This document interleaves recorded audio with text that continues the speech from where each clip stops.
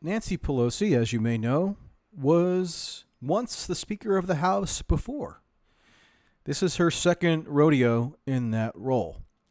She became the Speaker of the House after the 2006 midterm elections, when Democrats won a resounding victory and took control of the Congress, in part because of public outrage and at least public dissatisfaction with the war in Iraq and how that was being handled by the Bush administration. And there were calls among some Democrats, not a majority necessarily, but a vocal minority, to impeach George W. Bush and or Dick Cheney over their alleged misconduct pertaining to the Iraq War. So when Nancy Pelosi won that midterm election and she was getting ready to take office as the Speaker of the House, the first woman, etc., she had to deal with those demands within her caucus to go forward with impeachment proceedings. And she was asked about this in a 60-minute interview at the time. And let's hear what she had to say.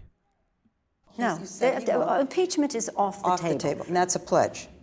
Well, it's a pledge on the, yes, I mean, it's a pledge. Of course it is. And does that... It is not, it is a waste of time. Okay, so there's Nancy Pelosi, then the incoming Speaker of the House, dismissing outright, with contempt, the idea that impeaching Bush and or Cheney for their misconduct with regard to the Iraq War as a waste of time. She said it was a worthless idea. It made no sense. It didn't, in her mind, rise to the level, obviously, of a high crime or misdemeanors. And let's just, for posterity's sake, contrast that with what's happening now, which is that yesterday Nancy Pelosi went before the country and said that Trump had committed acts so egregious that they necessitate this historic step of initiating a formal impeachment proceeding against him.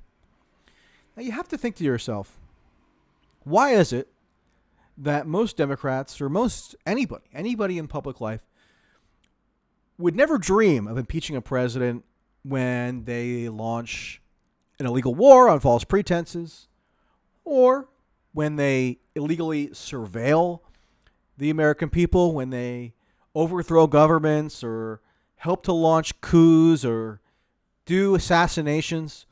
Why is that never impeachable conduct in the eyes of people who make these kinds of decisions as to what Congress is going to pursue? Partially, it has to do with because if you were to impeach Bush on the Iraq War, that would have to implicate the Democrats as well, who gave Bush the authority to wage the war and who helped to transmit the Bush administration's talking points with respect to the war. So they don't impeach on those grounds, war, surveillance, assassination, coup, because those are within the bipartisan consensus. But now they're going to impeach Trump.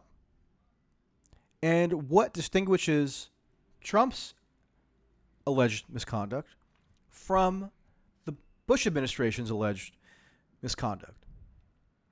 Well, they can pin all that they're alleging about Trump on him as a persona. He had this phone call with the Ukrainian president and made a potentially unethical comment about a political rival. That you can kind of contain into this one narrow box of Trump and what he individually represents in terms of his alleged unethical conduct. Now, in the grand scheme of things, let's say what Trump did was egregiously inappropriate. I think that's plausible, but it's not yet firmly established. But let's say it was really bad in some way. Is it anywhere near as bad? Anywhere remotely near as bad as what Pelosi dismissed as a waste of time which was the Iraq War and whether impeachment was justified on that basis. Compare and contrast. Trump making a phone call to a Ukrainian president and saying, hey, maybe look into this Biden thing, with the Iraq War, which I don't have to get into how destructive the ramifications of that were, I would hope. They're not even on the same planet in terms of severity, and yet, in one case, Nancy Pelosi said it would be a total waste of time to pursue impeachment on this.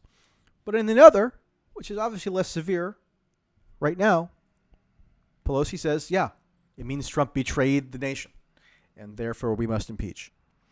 The reason why I urge skepticism of this rapid coalescence of mainstream opinion around the purported necessity of impeachment is because whenever you have this uniformity on the part of the liberal class and their allies in the media and in the Democratic Party, and maybe even some neocons thrown in, you have to wonder what it says that they're all willing to join hands and unite on this one initiative when they're perfectly willing to ignore other egregious abuses of state power in other instances. What does it say about their priorities? What does it say about how they maneuver themselves politically? It says that they maneuver themselves in service of protecting bipartisan orthodoxies that, however abusive or harmful they are, they implicate the entire system generally. But because now they can pin this Ukrainian fraction, and of course they're going to incorporate the Mueller stuff as well, given that all can be pinned on Trump himself, that's okay with them. So be aware of that discrepancy, and be aware of anybody who tries to browbeat you into saying that it's the only ethical position to support impeachment on this basis, when impeachment was never even entertained as a plausible notion when there were much more severe abuses that took place.